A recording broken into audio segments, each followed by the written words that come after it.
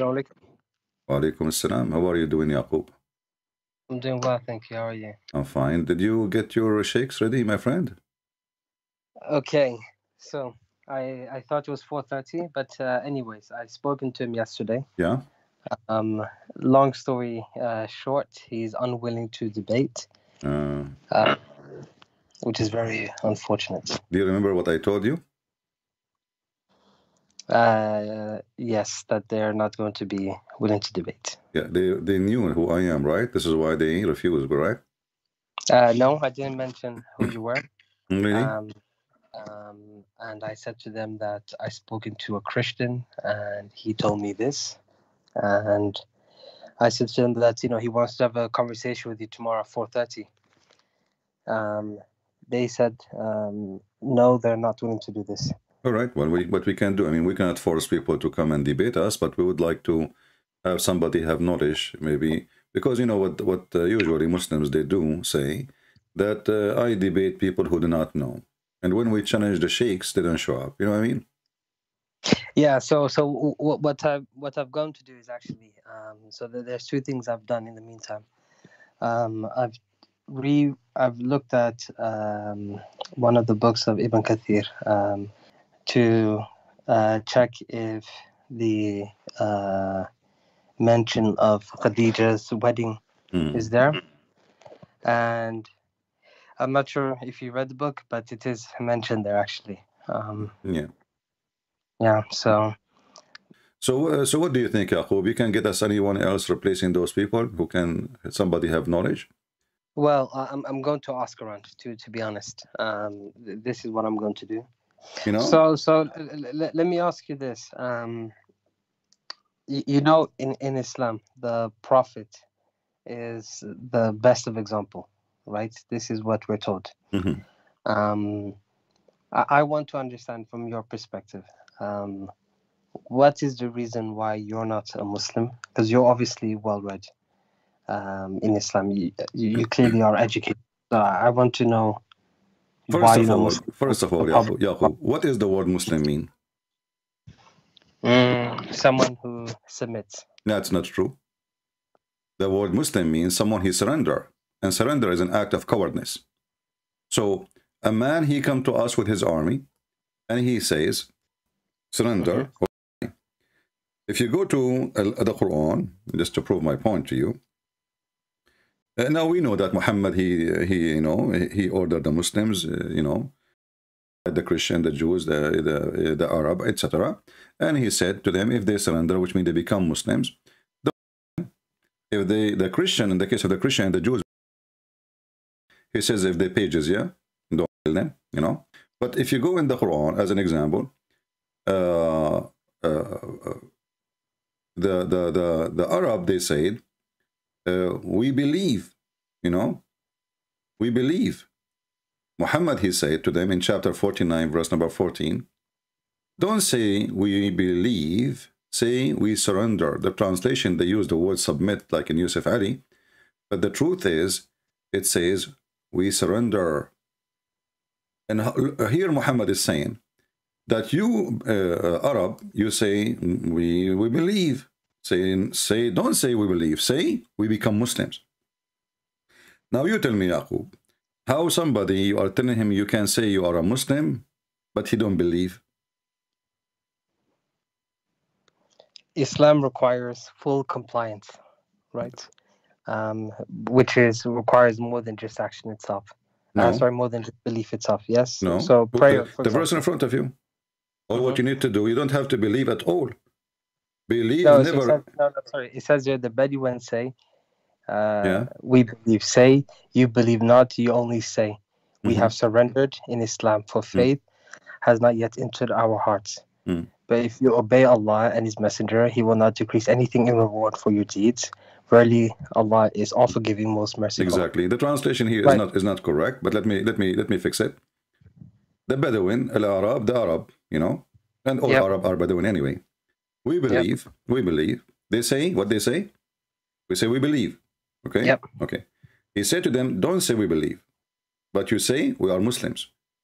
The surrender here is translation for the word aslamna. Qulu aslamna. I know you do not know much Arabic, but I think you can read it, right? The Arab, they said, Amanna, we believe. Say to them, Lam tu'minu, you did not believe. Walakin qulu aslamna. But you should say, we become Muslims. Yeah, okay, I see what you're saying. So look what happened now. Do I need to be a believer to follow the God of Islam? No. If you obey Allah and His Messenger, you are fine. Believe or don't believe, who cares? So, and this is how Islam grow.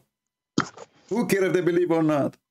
This is why the Quran says, the chapter of Al-Fatah, you know, when the victory came, the people, they enter into Islam by waves, correct?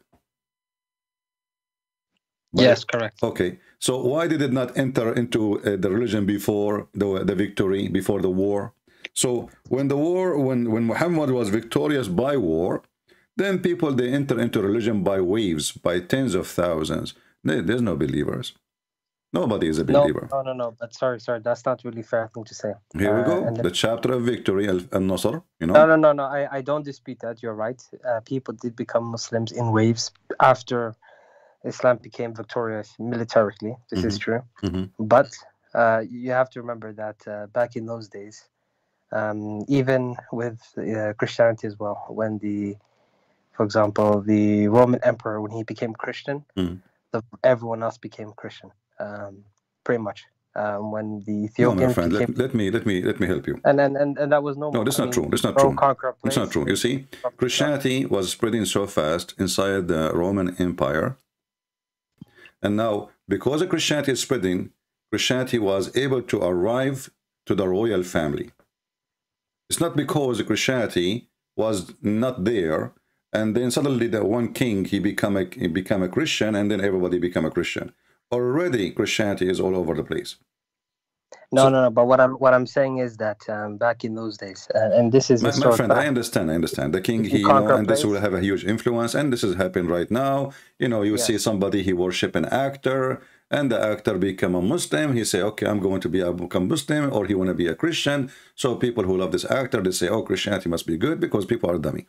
But this is not what happened with Christianity. Christianity spread all over, not by sword. And even the Constantine, the king, who become a Christian, he did not carry a sword. He says, if you don't believe in me, I'm going to kill you. He became a Christian. That's it. You know? And your prophet is the one who told his followers, you are the best man sent, the best people ever sent to mankind, right? Yes. In chapter 3, verse 110. But what was the purpose? The purpose is to inspire everybody and bring them with the change. Is that correct? And bring them to the excuse is we want to save them from hellfire. You know, this is the excuse of Muhammad, why he wants to save everybody, why he wants to save everybody. This is the hadith. This is from Sahih al-Bukhari. You are the best of people ever raised up for the benefit, and between two brackets, for the benefit, look at the benefit of mankind. Chapter 3, 110.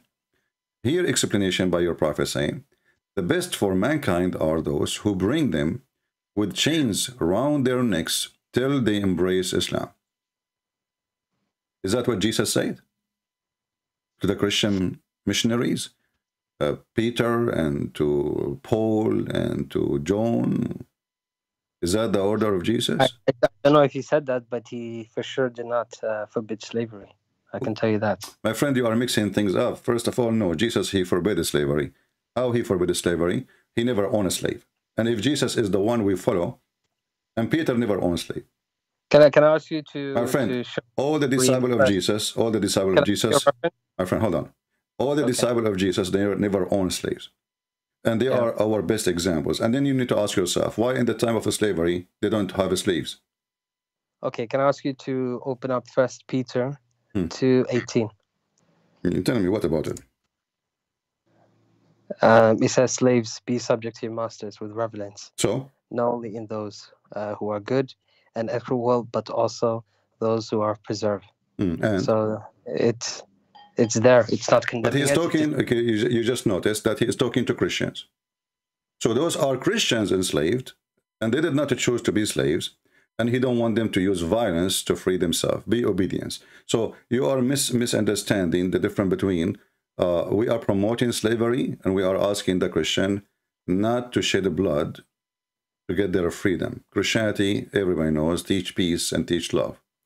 So be obedience, and those are the one he's talking to are not Muslims. Those are Christians, because who is going to read this and listen to this and obey this? The Christians, correct? Yep. Okay. So he is not not siding with the master against them. He is telling them that Christianity, we as a Christians, we are against violence. You know, that's all. He is not approving slavery. They are already slaves. You're a prophet, he owns slaves, do he? Yes. Okay. Yes. He died and he still owns a slave. Is that true? Yes. Okay. So how he can be against slavery? My Lord, he never owned one. Let me ask you this. Exodus 21:20, it says, I know this is not from Jesus, but this is the Old Testament, and you accept this, right? Right. Okay.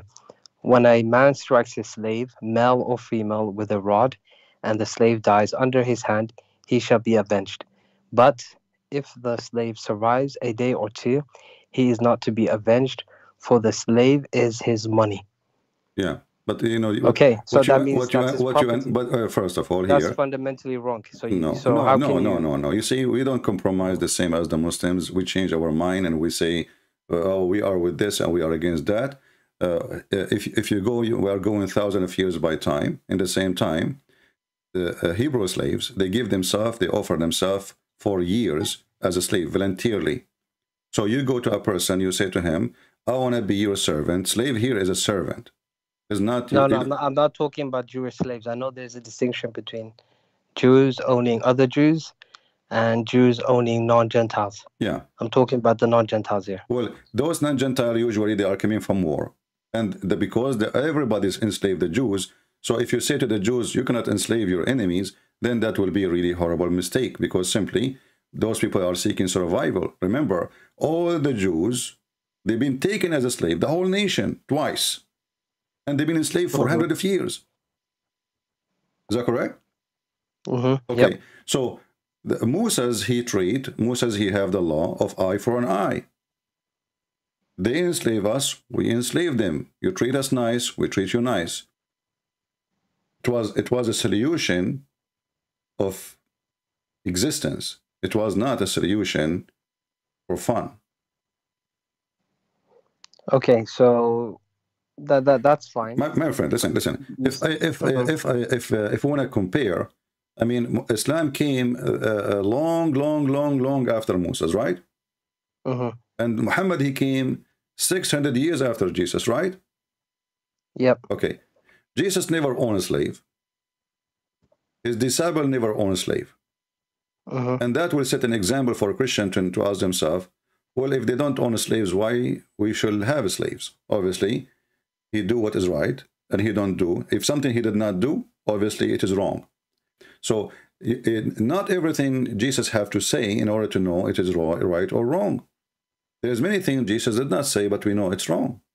But from what you're saying here, you basically make Jesus sound like a coward, to be quite honest. You can understand it as you wish, because Jesus, so Jesus, if he is a coward, then he will hide behind his men and let them all die in order to save him. This is your prophet. But did they not run away?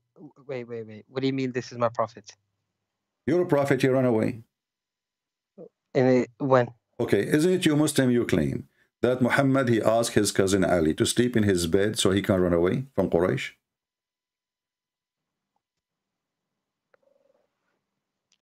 Okay, to Medina, yes. Okay, isn't it this is an act of cowardness? Because not only this, he is risking a child. Ali at that time was a boy. Okay, so the Prophet and Islam. What's your main problems? This is because how in the world you say to me, what the problem with the Prophet? Shouldn't he be a prophet first? I mean, okay. the guy, he come to us and he said the sun set in murky water. Here we go, he made a prophecy. How that make him a prophet?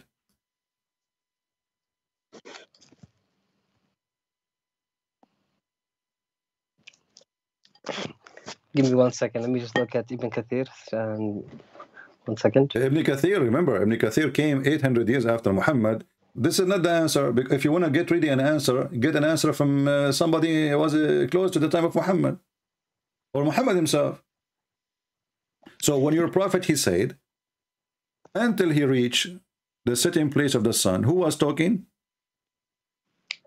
This is Allah talking. Exactly. So Allah is supposed to, he became a news agent, and now he is going to tell us about Zulqarnain. This is why it says in verse number 83, and they ask you about Zulqarnain. Who is the one who asked him? And the Jews, as usual, they make fun of him. Verily we establish for him in earth. Suddenly Zulqarnain was victorious by Allah's will. Why? Any Muslim can tell me why? Why Allah established for him victory? Because he's a Muslim. And then we gave him the means of everything. Who is the one who gave him? Allah. And then he followed away. Okay. Until when he reached the sitting place of the sun. Where is that? The sun set everywhere.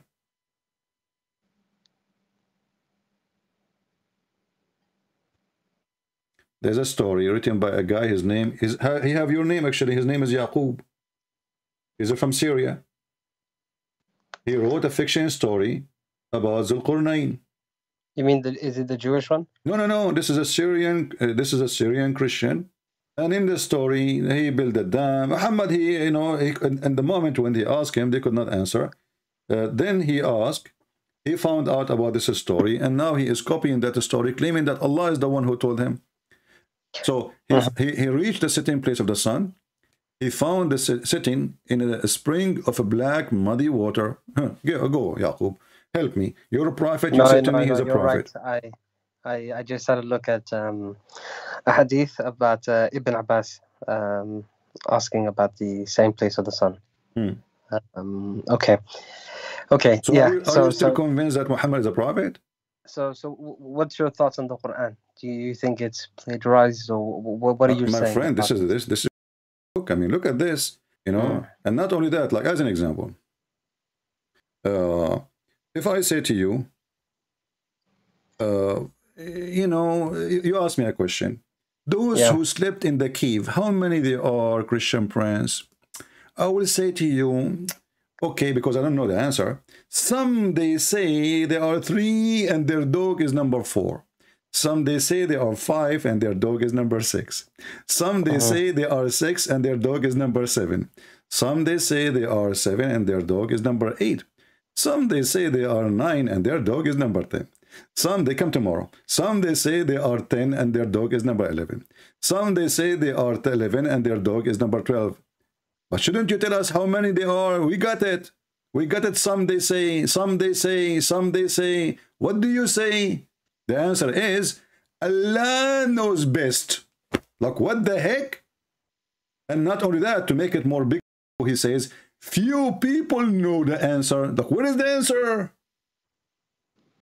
Read it, chapter 18, verse number 22.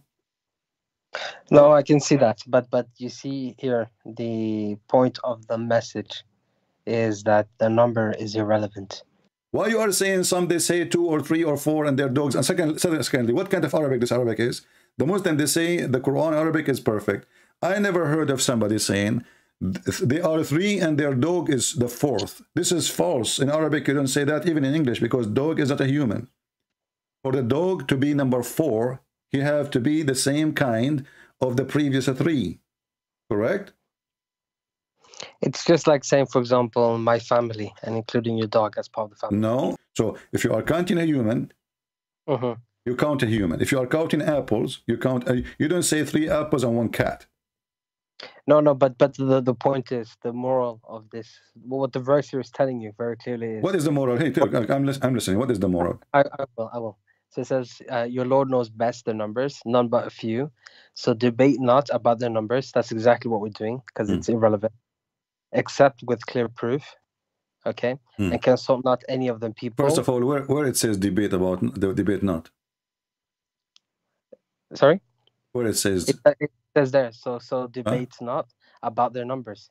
except with clear proof. No, it doesn't say debate. It says وَلَا تَسْتَفْتِ فِيهِمْ مِنْهُمْ أَحَدًا, which means don't ask them. Allah knows. There's no debate. Don't ask them. That is tafti. Don't ask them. Allah knows best. Okay, so don't ask them. So what is the answer? Don't ask them. Ask Allah. The relevance here is that the point of the story is, from my understanding, I'm not here trying to make up excuses, just to be clear. So the understanding of the story is that if you trust in God and you're God, what's the word? God conscious, then God will provide for you. Just as He did for. If this is the purpose of this story, then He should not mention the number. He should not say some they say 2, some they say 3, some they say. He's saying there's 7, and actually this is a story, fiction story written by Christians about a bunch of youth. They were discriminated, and then they went to a cave. And actually, the story is very funny. You know, in Islam, it's a dog is dirty, correct? So how the dog is with them? What kind of Muslim they are? They have a dog. Why the dog is there? But do you know that in Islam we believe that certain things were halal in the past, and then God forbid them? No, dogs is dirty. It doesn't matter if you forbid them or not. Is it like the dogs before Islam they were clean, and after Islam became dirty? No, they were permissible. Okay, but listen what happened. Just like alcohol. Okay, well, it says here that according to the story here, that the dog, he opened his arms. Do dogs have arms? No, they don't. Okay, so the dog, he stand in the front of the cave and he opened his arms to do what exactly?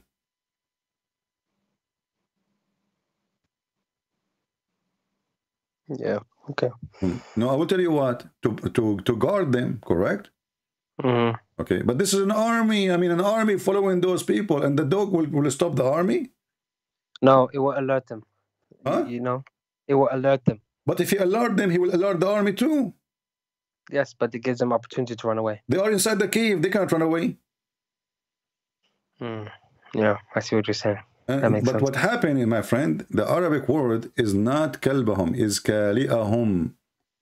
Kali'ahum. They're a provider. This is an angel. An angel in the Aramaic story, there's an angel. He opened his arms to blockade the cave. Angel can protect them. Doesn't matter how big the army is. Do we agree? Yep. So here it says kali'ahum, not kalbahum.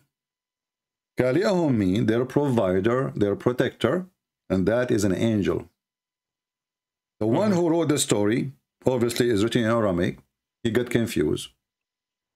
He thought that this is kalbahum. And actually, even some Islamic interpretation, let me see if I can find some for you, says this is the same. It was kali'ahum, not kalbahum.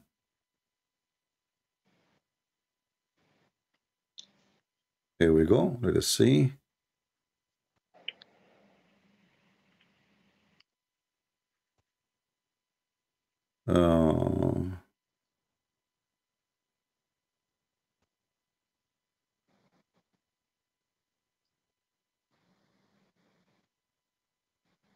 If you go to different verse, let me show you here.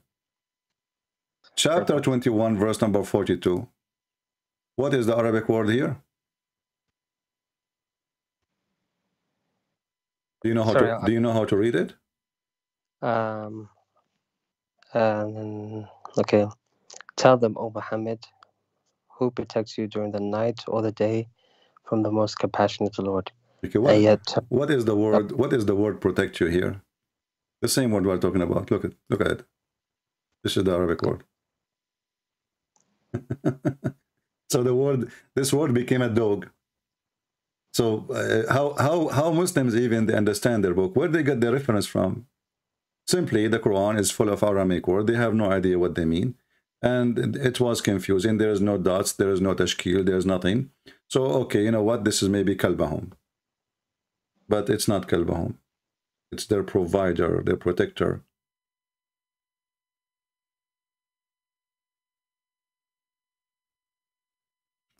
Actually, there's a reading of the Quran. You know, the Quran have many reading, correct? Yes, that's true. All right. If you go as an example, this is أضواء البيان في تفسير القرآن. It says here, let us see. Okay, let us show you here. This is تفسير ابن حيان. It says وكلبهم باسط ذراعيه بالوسيط وقراءة وكالئهم باسط ذراعيه. So there is different reading for the Quran. Which one? It says كالئهم, not كلبهم. There's a huge difference between their dog and their provider or their protector, which is the angel. And this is one of the things too about Muhammad. What kind of God he sent him 7 reading? What do you think about this? You claim that your prophet is a prophet. Did Allah send Moses? You Muslim, you claim Moses is a Muslim, right? Okay, did Allah send 7 Torahs to Moses? No. Okay, why? Why he did not send 7 Torahs to Moses, but he sent 7 Quran to Muhammad? Yeah, this is a good question. Yeah. No, your prophet explained. He says, my people are not capable. Is that correct? No, I know this reference, but I mean, it's a good question because that doesn't make sense. You know what I mean? Yeah, but it doesn't make sense. That means you don't agree Muhammad is a prophet. And do you know what happened now if we believe that Muhammad, he received Quran in 7 Quran? Think with me. I'm showing you the hadith in front of you. Allah has commanded you to recite to your people the Quran in one dialect. Upon this, he said, I ask from Allah pardon and forgiveness. My people are not capable of doing it. He then came for a second time and said, Allah has commanded you that you should recite the Quran to your people in 2 dialects.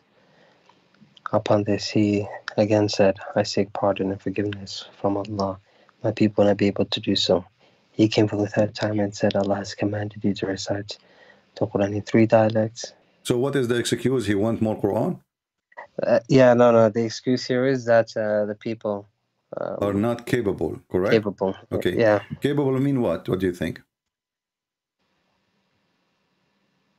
Quran? Quran is a language, correct? Quran is a language, yes. Language. Okay, it's a words. So people are not capable of what? Obviously understanding, correct? Okay. So how the Muslims they say that the Quran is perfectly made by Allah, and then we find that I need to write my book, rewrite my book 7 times in order for Abdul to understand what I'm saying. So Allah, he had to rewrite his book 7 times in order to make his words clear. That is the worst author ever in history.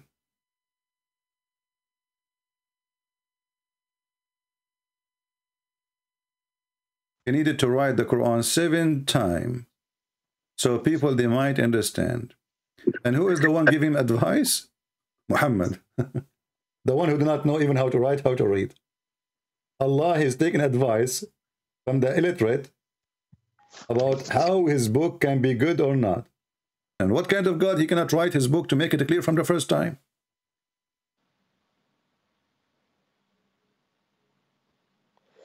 Okay. And you know, hold on, brother and sister. Quran is very clear. And you read the Quran, you understand it very well. Because Allah, he opened your chest. Like, what the heck? But the Prophet himself, he said that nobody understands the Quran. Even the Quran says itself that there is a part of the Quran, nobody knows what it means, save Allah. So what's the point of rewriting the book 7 times and still we do not understand what he's saying? Okay, yeah, I see what you're saying. It's a very strong point. Very strong point.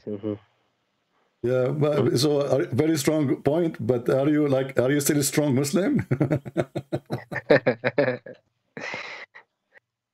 The Quran says that ask the Prophet to consult with the Christians and Jews about many things, right? No, no, not consult. No, not consult. To verify. So. No, my friend. The verse says, "In kunta fi shakkin," correct? Okay, what shak mean? Doubt. Exactly. There's a huge difference between consult and doubt, if you have a doubt, the one who confirmed that this is from God or not is the Christians. And why a prophet he have a doubt about what was revealed to him? What kind of a prophet? If the prophet himself, he is not sure. Have you ever heard of such a thing? Like the prophet who bring me a religion, he himself is not sure, and then he is God. Okay, but look, when he went and spoke to the Christians and the Jews, they laugh at him. They laugh at him.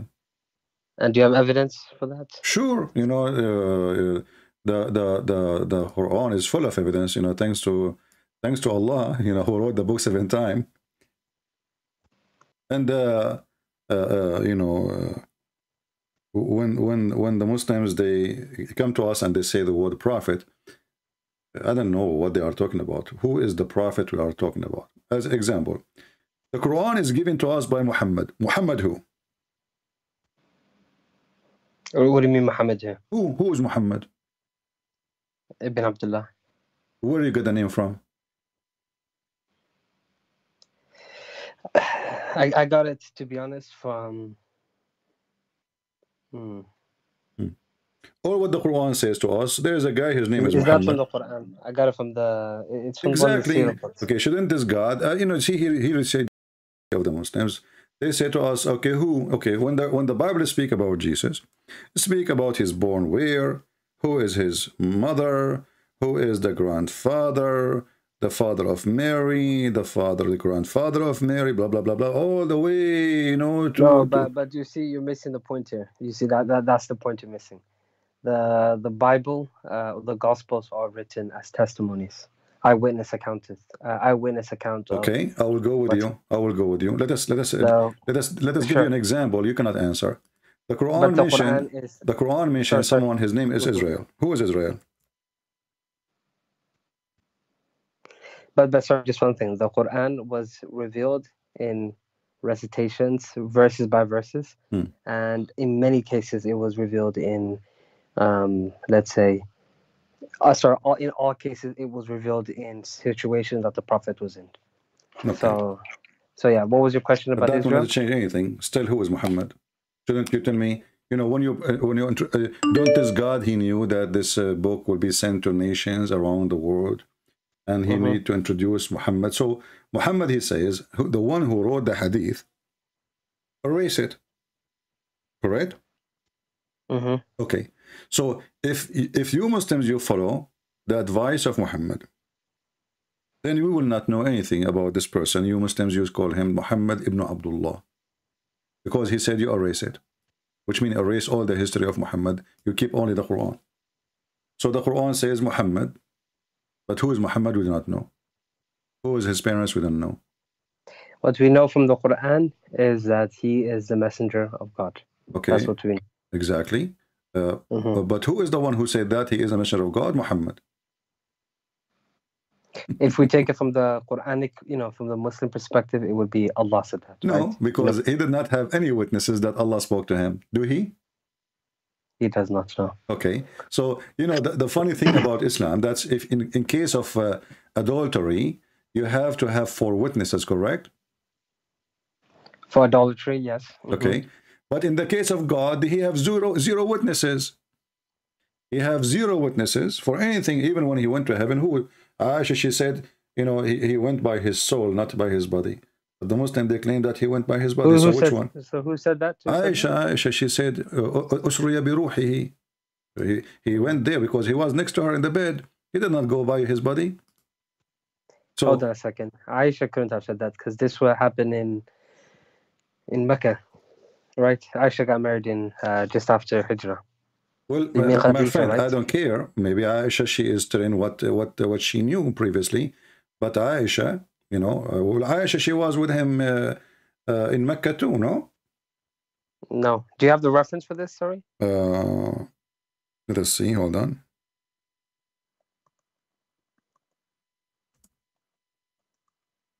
Let us see. And even if Aisha was not there, Aisha, maybe she is reporting what she heard from the previous wife. Here we go. And this is a proof that Aisha, actually, she was next to him in the bed. Kitab al-Sira, al-Sayyida Aisha al-Mu'mineen. And now I will go down, and I will use Google translation, but let us see the Arabic first.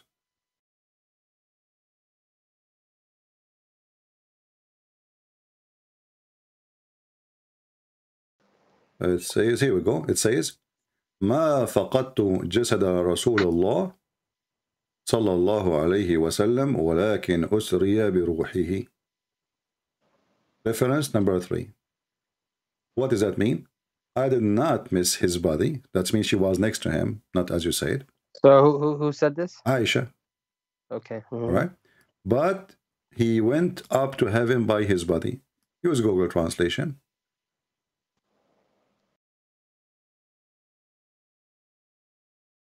So here, number 3. Let us go to number 3. Number 3. Yeah. I did not lose his body. This is Google translation, as you know. I did not lose his body, the body of Messenger of Allah. God the prayer and peace upon him, but he was taken by his spirit, going up. You see it? Okay. Ibn Ishaq, he mentioned that Aisha. Yeah, so I can see now. So okay, used to say that he have a spiritual journey, right? And this is the hadith. It says. Yeah, okay. I found it here on my computer as well. All right. Okay, and that's fine. Okay, no. Okay, I accept it. I accept that this is what it says. Okay. Okay. So there's no witnesses. It was what? I can say I went up to heaven by spirit. Where is the verse in the Quran? It says that Muhammad was taken to heaven. Nowhere. It says, Usriya bi abdi. Who is the one? Where? It did not even say to him, he took him to heaven. No, he said that he took him from... If you're referring to the Quran, if we go strictly by the Quran, he took him from Mecca to Al-Aqsa. So did Allah lie? No, he just didn't mention it. The Prophet Why he did it. not mention it? I mean, this is very funny. Which one is more important journey? To go up to the 7th heaven or to go a few kilometers away to Jerusalem? So the God of Islam, he did not mention that Muhammad, he went to heaven. Nowhere. It says that Allah, he took him to Al-Aqsa Mosque. By the way, there's no Aqsa. What Aqsa? And how we know that this is in Jerusalem? How we know that Aqsa is in Jerusalem? Aqsa is the farther point, and Jerusalem is not far. It's not far. So why in the world such a thing is not mentioned? If it's true. But as you see, Allah just took him to the mosque. Which mosque? Nobody knows. It says Al-Aqsa. Where is that? At that time, the Muslims did not know what that means. Do you have reference for that? It's in front of you. It says Al-Aqsa. What Al-Aqsa? There's no Aqsa. At that time, the ground was occupied by the Roman. There was a mosque. It's called Al-Aqsa in the time of the Roman. That is funny. No, but look, you see, it's not the mosque. It's like the sacred area, like how my friend. No, it says Al-Masjid. It says Al-Masjid.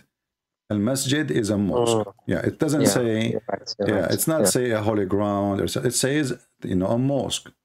So, so as you see, even Allah did not witness that Muhammad, he went to 7th heaven. Allah, he have time to tell us about the conversation between Mrs. Ant and Mr. Solomon. So Allah have time to tell us about the ant conversation with the ants, but he don't have time to tell us what happened in this heaven in the Quran. Praise be to Allah. Allah saying praise be to Allah. I never heard of a God. He's so... Yes, but you have to remember the context in which the Quran is revealed. But I get your point on... my friend, is that a message from God, or this is a message from a man? If it's a message from man, I can understand why it's not perfect. What is preserved is the Quran. It's not the hadith, correct? The Quran is preserved, yes. Okay, so the preserved Quran is the Quran, not the hadith. Then how in the world now we will know what happened? As long as the hadith is always suspicious. What happened there? How in the world we will know what happened? Who is the one? Actually, shouldn't he say at least who is the one who took who? Who took who? Glory to the one who took his servant. Who is the one who took his servant? And who is the servant? If the one is talking is Allah, why Allah says Subhana to himself? You Muslim, you say, how Jesus, he prayed to the Father, correct? Yep. So he is praying to the Father, he the Son, the Father. Makes sense. Here, Allah is saying, Subhana. Subhana is not a glory, by the way. Subhana is a praise be, you know. Yeah, it's praise. Okay. You're right. So Subhana is a praise be to who? If Allah is talking, he's talking to himself. That's weird. Allah saying Subhana to himself.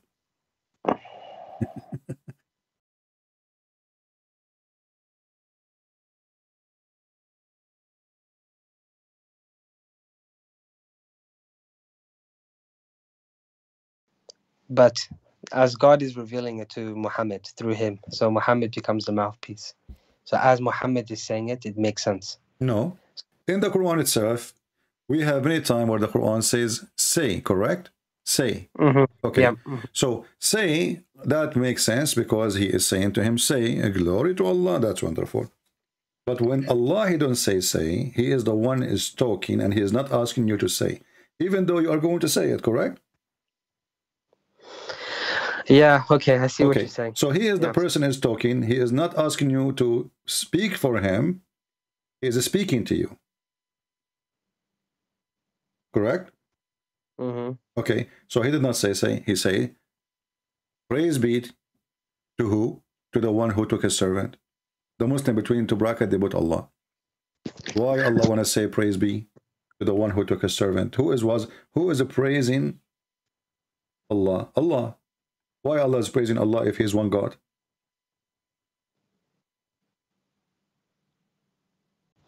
So when you say to me, Yaqub, that's why you don't accept Muhammad as a prophet, all of this is a shish kebab. You know, I mean, why this guy, he have miracles, and those miracles cannot be found anywhere? Isn't it the Quran said?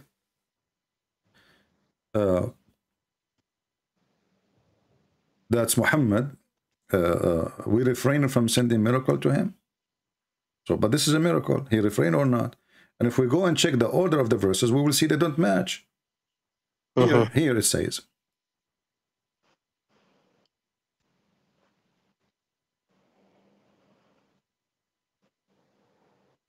chapter 17, verse number 59 says what? We refrain from sending miracles to Muhammad, correct? Nothing hinders us from sending our signs except that the people of old times rejected them as lies. Okay. But how in the world this happened? This is the same chapter says Allah, he took him to heaven.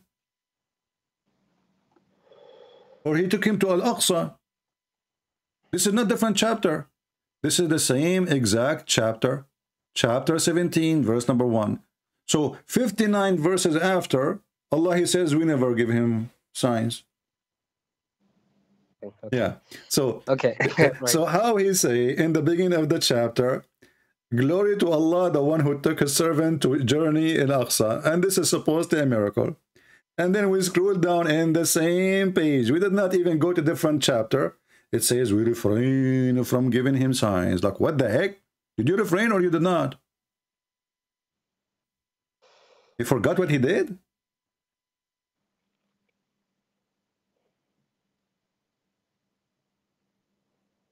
Okay. Look, what I'm going to do is this. I think you made your case very strong, to be honest. I'm going to take these with me. I still am going to push a sheikh to speak to you. All right. Yeah, well, the sheikhs are not going to come because they knew the destiny, my friend. They will lose. And they will say to you, nothing refrain us from debating Christian prince, except the former generation did not believe in our debate. What an excuse. Okay. All right, Yaqub. It was nice talking to you, my friend. You're a nice person. You're always welcome to join us. And I hope next time you will be here. You will bring us some shakes so we can shake the world around. All right? Okay. If I find a sheikh, I will give you a call. But I will try my very best to find one to speak to you. All right, my friend. Thank you, Yaqub. Thank you Thank you very much. Take care. I appreciate it. All right. Mari ikut Yesus. Mari ke jalan yang benar. Tuhan berkati.